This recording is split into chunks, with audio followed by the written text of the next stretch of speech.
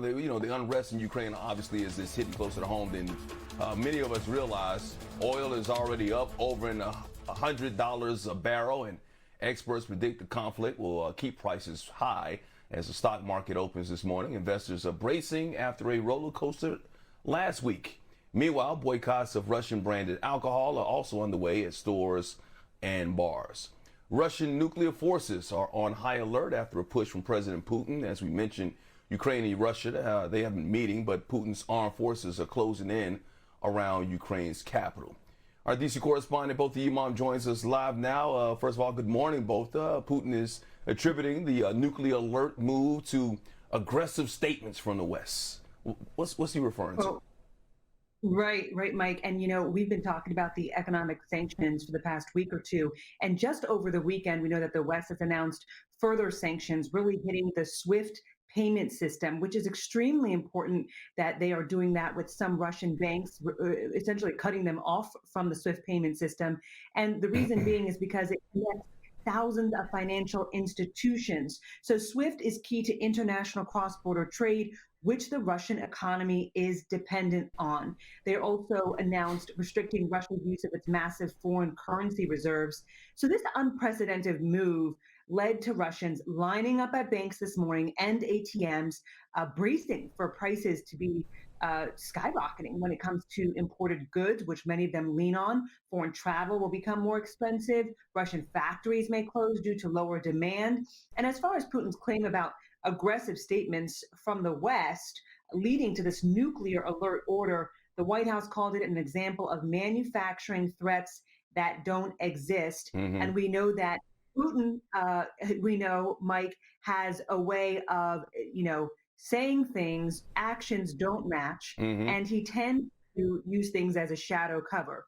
And so this is nothing new from what we've seen from Putin, taking what these sanctions are from the West and then saying, this is the reason why I'm now doing this nuclear alert order, which, of course, Europe is extremely fearful of. Yeah, what he did in the beginning when he was talking about fighting against Nazism and fighting against genocide in the country as well. He tried to use that as an excuse as well. But you know what? Like you said, they're meeting a lot of resistance, and not only from sanctions, but the Ukrainians, they're holding their ground. They're really fighting back and showing their mettle and their grit when it comes to this Russian forces. We did mention that they are meeting in Belarus, Ukrainian and Russian officials. So what's the key issue at the center of these negotiations, or so-called negotiations? Right, and so-called might be the word here, because as Sharon mentioned earlier, a big question mark as to where these negotiations will go. Ukraine's president doesn't have much faith in the negotiations which will be taking place between those officials that you mentioned around Belarus. Belarus, we know, has been working alongside more so the Kremlin. And so it's really calling for an immediate ceasefire at the center of the negotiations and withdrawing troops from Ukraine. The Kremlin appears to be willing to talk, though, only if Ukraine is willing to demilitarize and denazify. But Ukraine's president, again, has said he doubted the meeting between Ukraine and Russia would produce any real results here.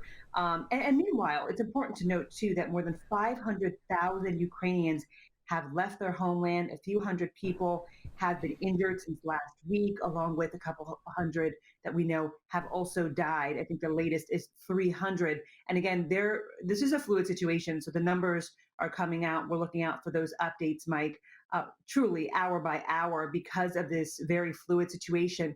But this is also a proud moment for Ukraine in terms of they have been able to hold down many areas, Ukrainian forces, which are about a third of Russia's.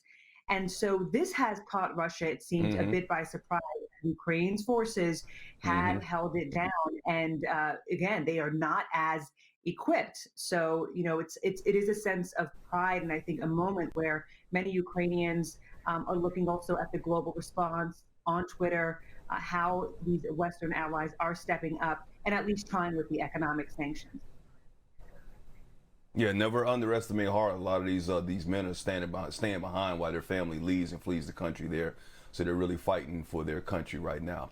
Our thoughts and prayers are with them, but our thanks are with you both. Thank you for joining us here this